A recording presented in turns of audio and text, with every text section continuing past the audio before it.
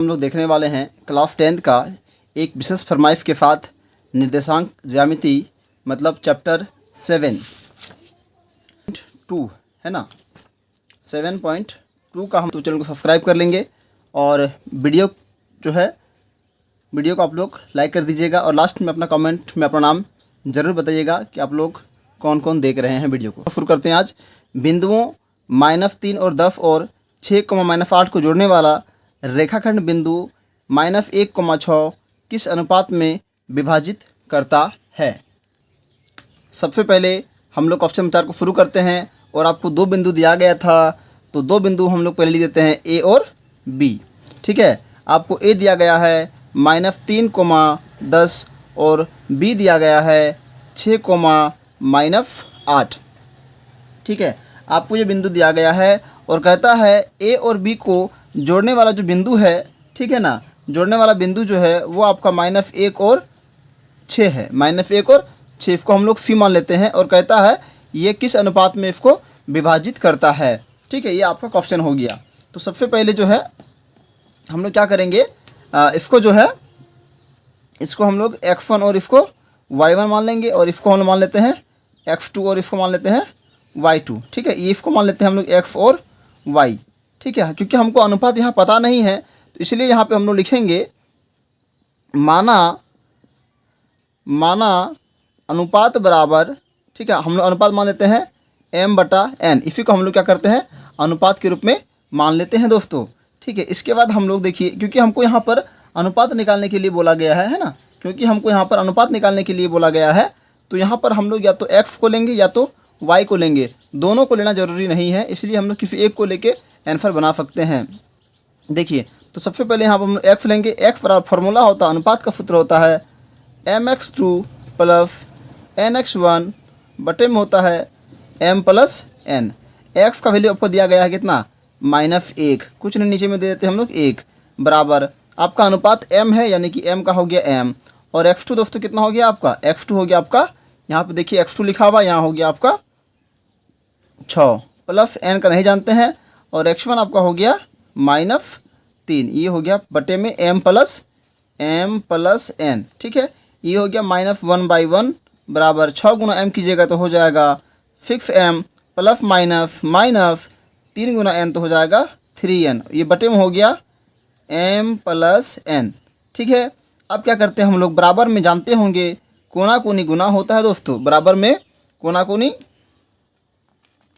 गुना होता है। ठीक है, तो गुना कर देंगे, हो जाएगा 6m - 3n बराबर, ये माइनस गुना होगा तो हो जाएगा -m और ये माइनस प्लस -n। ठीक है, अब होता है 6m, ये माइनस में इधर आएगा तो हो जाएगा +m बराबर, यहाँ है -n और यहाँ पर है माइनस, इधर हो जाएगा +3n। ठीक है, 6 और 1 जुड़ जाएगा तो 7m होगा और यहाँ हो जाएगा 2n। अब यहाँ लिखते हैं हम लोग m/n बराबर, देखिए m/n जो लिखे हम लोग, इसमें फिर ये क्या होगा, ये 2 यहाँ आएगा और बट्टे में चल जाएगा 7 नीचे। अब अगर ये समझ में नहीं आता है, यहाँ ये स्टेप अगर आप लोग को समझ में नहीं आ रहा है कैसे किए, ठीक है, तो यहाँ पे हम लोग एक चीज़ को गौर कर सकते हैं। ठीक है, क्योंकि आप लोग जानते हैं कि बराबर में कोना कोनी गुना होता है, तो कोना कोनी गुना कीजिएगा तो 7 गुना m कितना हो जाएगा आपका 7m होगा, और बराबर यहाँ गुना कीजिएगा तो 2m होगा। आप लोग जानते हैं कि इसके पहले ये मेरा यही स्टेप था, तो यही मेरा आता है कि नहीं है। अगर आप लोग को लगता है कि नहीं ऐसा 7m बराबर 2n है और आप लोग लिखते हैं m/n बराबर में यहाँ 7 लिख देते हैं, यहाँ 2 लिख देते हैं, तो ये आपका गलत हो जाएगा। क्यों गलती हो जाएगा, क्योंकि बराबर में गुना कीजिएगा तो 2 क्या हो जाएगा, 2m बराबर 7n, जो कि यहाँ पे आपका नहीं मिलेगा। ठीक है ना, तो आपका ये सही है और ये गलत है। ठीक है, इसीलिए इसको क्वेश्चन नंबर 5 देखते हैं। वह अनुपात ज्ञात कीजिए जिसमें बिंदु A इतना और B को मिलाने वाला रेखाखंड x अक्ष पर विभाजित होता है, यह विभाजन बिंदु के निर्देशांक भी ज्ञात कीजिए। यहाँ आपको 2 क्वेश्चन दिया गया है। सबसे पहले तो आपको बोला है कि इसका और इसका जो है वह जो है x अक्ष में आपको क्या हो रहा है, विभाजित हो रहा है, और इसके बाद x का वैल्यू निकालने के बाद जो है आपको उस बिंदु का निर्देशांक भी निकालना है। ठीक है, तो सबसे पहले हम लोग अनुपात निकालते हैं। तो सबसे पहले जो है हम लोग जो है अब क्वेश्चन नंबर 5 को बनाने का प्रयास करेंगे। ठीक है, क्वेश्चन नंबर 5 बनाएंगे। तो सबसे पहले हमको जो क्या दिया गया था, एक्स अक्ष, ठीक है। तो एक रेखा सबसे पहले हम खींचते हैं यहाँ पर एक्स अक्ष का, ये मेरा हो गया एक्स अक्ष, ठीक है। और आप लोग जानते होंगे कि एक्स अक्ष में एक्स जीरो नहीं बल्कि वाई जीरो होता है, तो ये हो गया इतना, ठीक है। अब यहाँ पे दो बिंदु था, तो दो बिंदु को हम सबसे पहले ले लेते हैं, इसको हम लोग मान लेते हैं ये आपका हो गया ए, ये हो गया आपका बी, और इसको मान लेते हैं हम लोग, चलिए पी मान लेते हैं, ठीक है ना।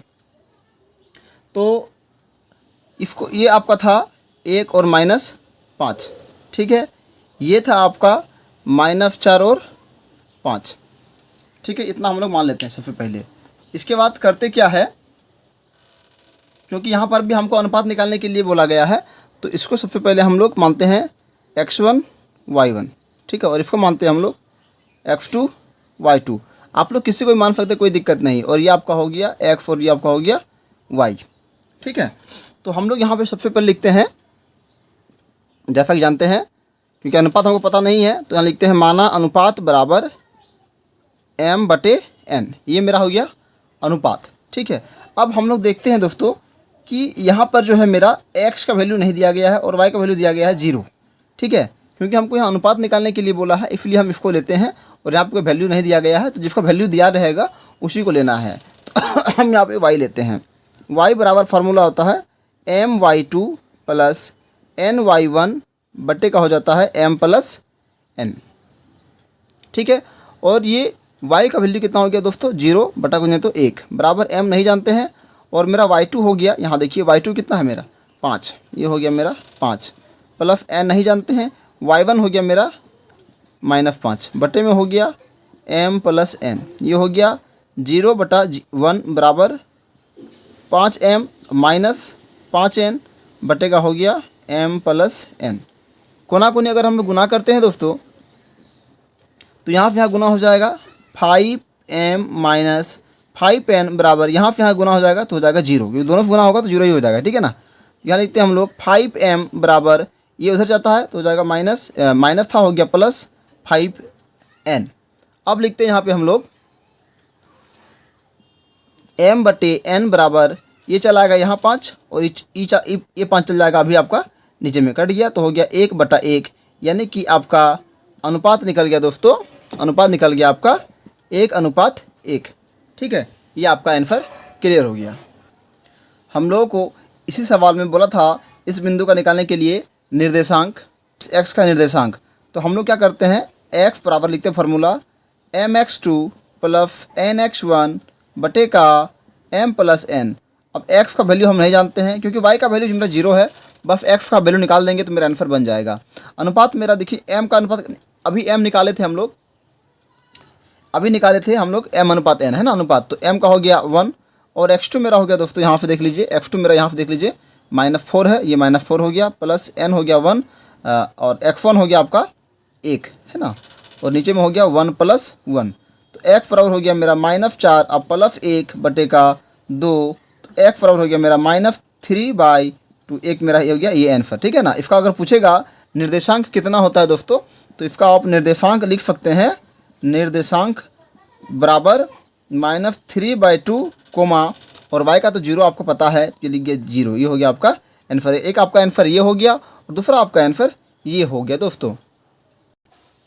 अब देखते हैं हम लोग क्वेश्चन नंबर 6, कहता है बिंदु इतना इतना और इतना इसी क्रम पे लेने पर एक समांतर चतुर्भुज के शीर्ष हो तो x और y ज्ञात कीजिए। मतलब आपको जो है चार आपको भुजा दिया गया है दोस्तों, ठीक है। तो सबसे पहले हम लोग उस चारों भुजा को लिख देते हैं यहाँ पे एक चित्र के माध्यम से। इस चित्र के माध्यम से हम लोग यहाँ पे क्या करते हैं, लिख देते हैं a b और ये c और ये आपका हो गया d, ठीक है। तो a b c d लिख देते हैं। तो सभी का वैल्यू आपको दिया गया है, a का दिया गया है आपको 1 और 2, b का दिया गया है 4y है ना, b का 4y है क्या, देख लेते एक बार, हाँ 4y। इसके बाद यहाँ का हो गया x, c का x और 6, d का हो गया आपका 3 और 5, ठीक है। आपको बोल दिया गया है कि a b c और d जो है आपको दिया गया है, और कहता है इसी क्रम पर लेने पर एक समांतर चतुर्भुज का शीर्ष है तो x और y, मतलब देखिए यहाँ पर x का वैल्यू और यहाँ पर y का वैल्यू निकालना है आपको दोस्तों। तो हम लोग क्या करेंगे, यहाँ पर एक घिस देते हैं विकर्ण, ठीक है। क्या करते हैं, एक विकर्ण घिस देते हैं इसको हम लोग, और इसको हम लोग बनाने का प्रयास करते हैं।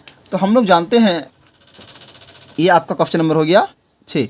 हम लोग जानते हैं कि समांतर चतुर्भुज है ना, यहाँ लिख देते हैं समांतर चतुर्भुज के विकर्ण एक दूसरे को समद्विभाजित करती है। समय है, समांतर चतुर्भुज के विकर्ण जो है एक दूसरे को समद्विभाजित करती है। तो यहाँ पे जो विकर्ण हो जाता है दोस्तों, ये विकर्ण जो हो गया, ये क्या, ये जो दो विकर्ण देते हैं हम लोग यहाँ पर, क्या कर रहा है, एक दूसरे को समद्विभाजित करता है। इसका मतलब यहाँ अगर हम कोई बिंदु ओ लेते हैं तो यहाँ अगर एक होगा तो यहाँ पर भी एक होगा, यहाँ अगर एक होगा तो यहाँ पर भी एक होगा। मतलब चारों जो ये विकर्ण है, दो विकर्ण जो है एक दूसरे का कर रहा है, बराबर भागों में काट रहा है। तो इसका जो अनुपात हो जाएगा, इसका अनुपात हो जाएगा 1/1, और ये हो जाएगा आपका m/n, ठीक है। क्योंकि अगर यहाँ 10 होगा तो यहाँ भी 10 होगा, तो कट के तो 1/1 ही आएगा। यहाँ अगर 15 है तो यहाँ भी 15 होगा, तो कट के 1/1 ही आएगा। इसीलिए हम लोग क्या करते हैं, अनुपात लिख दिए 1/1, यानी कि m/n। हमको निकालना है क्या भैया, x और y का वैल्यू निकालना है, ठीक है। चलिए, तो सबसे पहले हम लोग क्या करते हैं, सबसे पहले हम लोग इस रेखा पे आते हैं a और c पे। इसको मान लेते हैं हम लोग x1 y1, और इसको मान लेते हैं x2 y2, ठीक है। आप लोग नज़र आ रहा होगा, इसको मान लिया हम लोग x1 y1, और इसको मान लिया हम लोग x2 y2। अभी इस पे कर रहे हैं, ठीक है। a और c पे काम कर रहे हैं हम लोग, ठीक है ना।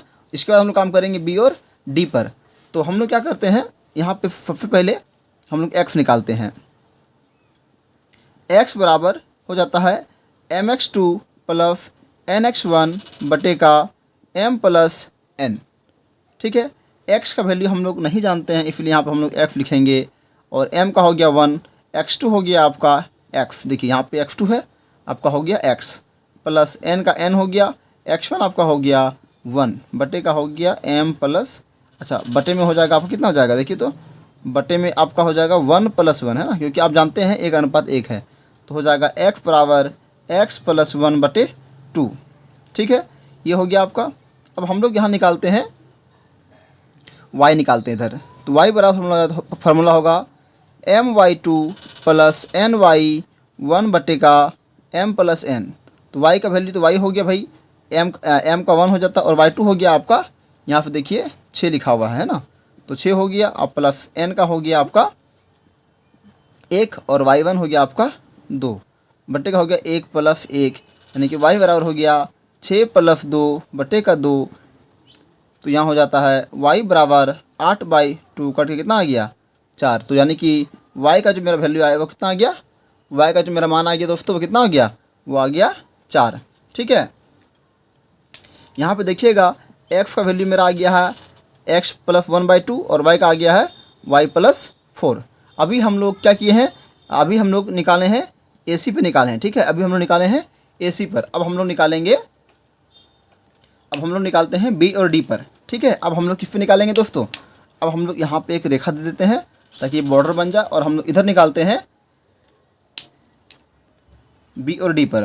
तो इसको भी हम लोग, इसको मान लेते हैं हम लोग x1 y1, और इसको मान लेते हैं हम लोग x2 y2। आप चाहे तो यहाँ वहाँ कुछ भी कर सकते, कोई दिक्कत नहीं है। अब हम लोग इसको निकालते हैं पहले x। तो फार्मूला हो जाता है mx2 प्लस nx1 बटे का m प्लस n। तो ये हो जाएगा 1, और x2 इसका हो जाएगा 4 प्लस 1, और ये हो जाएगा आपका 3, बटे का हो गया 1 + 1। x बराबर हो गया 4 + 3 बटे का 2, यानी कि x बराबर हो गया आपका 7/2।